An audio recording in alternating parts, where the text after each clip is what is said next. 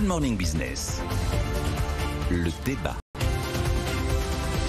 Et oui, Nicolas Dose, la Commission européenne relève fortement ses prévisions de croissance pour cette année, plus 4,3% rien qu'en février, c'est-à-dire il n'y a pas si longtemps, 3,8 était prévu. Bon alors la croissance est là ? En tout cas, 0,5 points de révision à la hausse, c'est pas négligeable quand on parle de l'ensemble du continent, enfin l'ensemble de l'Union européenne. Et puis il y a la phrase de Paolo Gentiloni qui nous dit, le commissaire européen à l'économie, l'ombre du Covid commence à se dissiper sur l'économie européenne. Voilà. Il y a 4 moteurs qui sont crédibles d'ailleurs. C'est le retour de la consommation privée. L'investissement des entreprises, on a vu que même l'INSEE avait des prévisions d'investissement des entreprises qui dépassaient absolument toutes les attentes.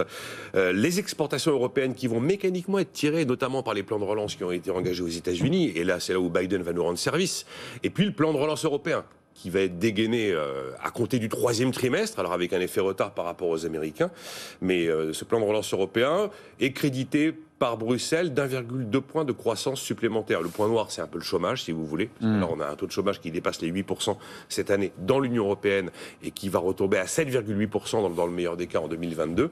Mais donc, on a toutes les raisons d'imaginer qu'effectivement, on a sous-estimé en fait la reprise qui va être plus forte que prévu et qu'on a probablement surestimé le temps qu'il nous faudra pour effacer le Covid et revenir au niveau d'avant-crise. Tout ça pourrait être plus rapide que prévu. Après, on va débattre avec Virginie pour savoir si c'est l'Eldorado, mais en tout cas, les nouvelles sont bonnes.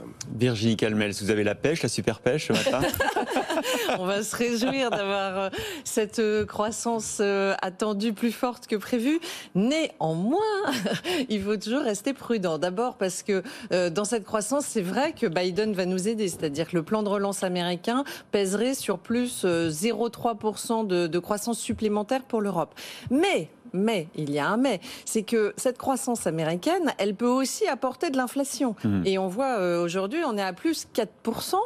Ça veut dire que, vous le savez, avec une dette, parce que Nicolas vient de le dire, il y a des indicateurs au vert, mais on a quand même le problème du chômage qui reste très prégnant. On a aussi, vous le savez, une dette particulièrement importante, 108% du PIB à l'échelon européen. En France, évidemment, encore plus, 117, voilà, près de 120%. Donc, évidemment, si les taux d'intérêt venaient à remonter, patatras, les belles prévisions pourraient être quand même obérées. Est-ce qu'il y a un risque systémique pour les États dans leur ensemble en matière de dette souveraine? C'est la question qu'on va poser un jour. Si l'inflation revient fortement, que ça impose des virages de politique monétaire et que les taux longs remonte à la suite de décisions de politique monétaire sur les taux courts, oui, là, effectivement, on peut commencer à sentir la fumée de la crise de la dette et de la dette souveraine. Et il ne faut pas le négliger. Et puis, par ailleurs, derrière cette croissance attendue, malheureusement, il y a comme toujours des disparités. Ce qui est intéressant, c'est de voir que les Américains, eux, ils essayent de retrouver le niveau de PIB comme s'il n'y avait pas eu de crise.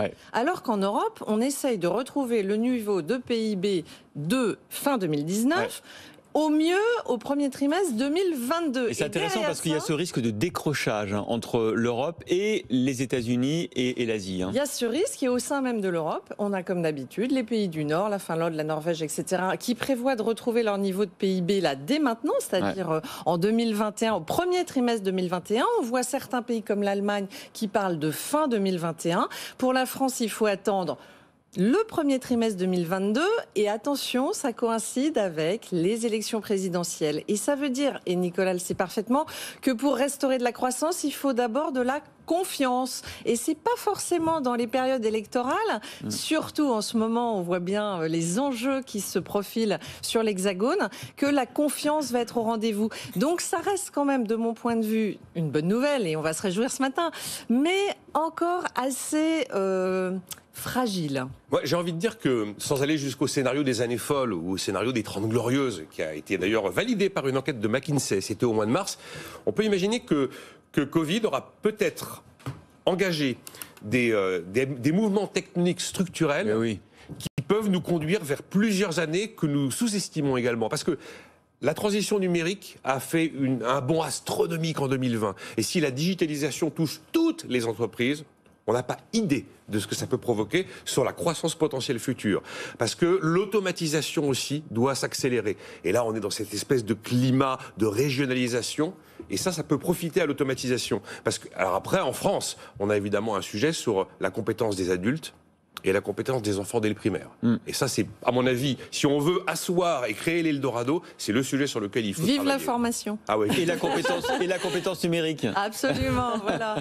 Si on a- Futurae, éventuellement, vous Si accueillera. on arrive à relever L'école de Virginie. Accessoirement. Si on peut relever nos niveaux PISA et nos niveaux PIAC dans les classements de l'OCDE, Oui. ce sera l'élément clé qui fera que la France relèvera son niveau de croissance potentielle futur. Mais on peut croire que la révolution numérique, révolution génétique, révolution scientifique, révolution énergétique sont des éléments qui sont devant nous et qui peuvent nous réserver de belles surprises si on sait s'en emparer. Ouais, c'est un débat qui nous a donné de l'optimisme ce matin. Oui, ça c'est vrai. On est bien là. Hein.